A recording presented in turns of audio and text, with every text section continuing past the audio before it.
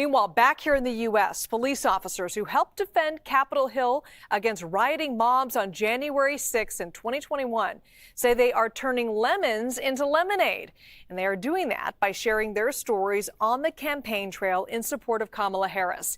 Harry Dunn is just one of the former Capitol Hill officers who is now a surrogate for the Harris-Walz campaign. And he says the number one thing they have to do is, quote, stop Donald Trump. CBS News congressional correspondent Scott MacFarlane joins us now. Thanks so much for being with us, Scott. You're going to talk about that shortly. But first, Scott, we want to get to some breaking news out of Pennsylvania, where a federal judge just dismissed a lawsuit by House GOP members. Can you walk us through what happened there?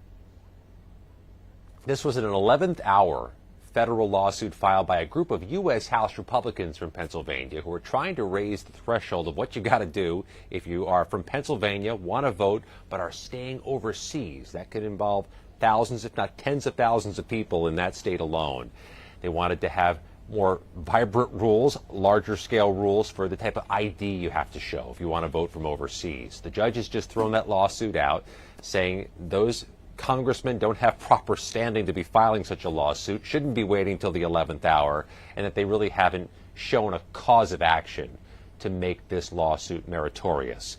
It's noteworthy for a few reasons. The dismissal of the case was expected, but there are concerns that some of these last-minute legal challenges for what you have to do to vote from overseas in North Carolina, Michigan, and Pennsylvania can all be mechanized after November 5th by somebody who wants to deny the results of the election and claim this ruling from these judges are part of the reason the losing candidate got robbed. Has echoes of 2020, doesn't it, where lawsuits are made, frivolous lawsuits in some cases, or lawsuits that get dismissed quickly, but still provide fodder for somebody who wants to deny the election after the results are in.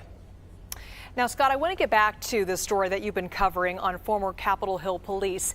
Since experiencing the violence that took place on January 6, Harry Dunn has testified before Congress, written a book, and is now hitting the campaign trail. Can you tell us a little bit more about what the experiences he has shared with the voters and how this is being received from state to state?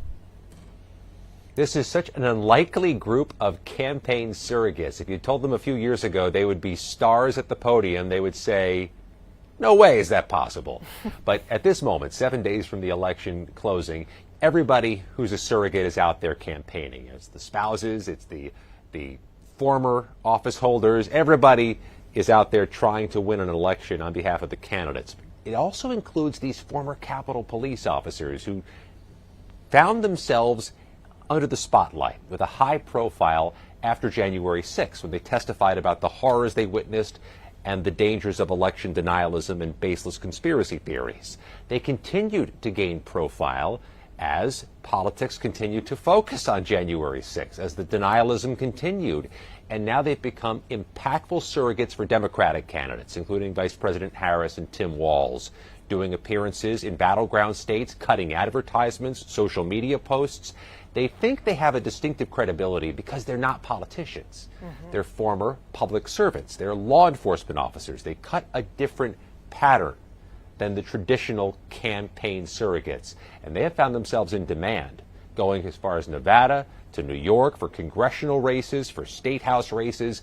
We'll see how the final 7 days treat them, but we do know one of those officers, Aquilino Gonell, who was injured badly on January 6 and had to retire due to his injuries, is cutting advertisements and now being used to target Latino voters in battleground areas, including Pennsylvania. You can see every tool being employed by these campaigns, and these officers have found themselves very popular as campaign help. Yeah, can't believe it. 1 week left. They're putting out all the stops, no question. Scott MacFarlane, thank you so much.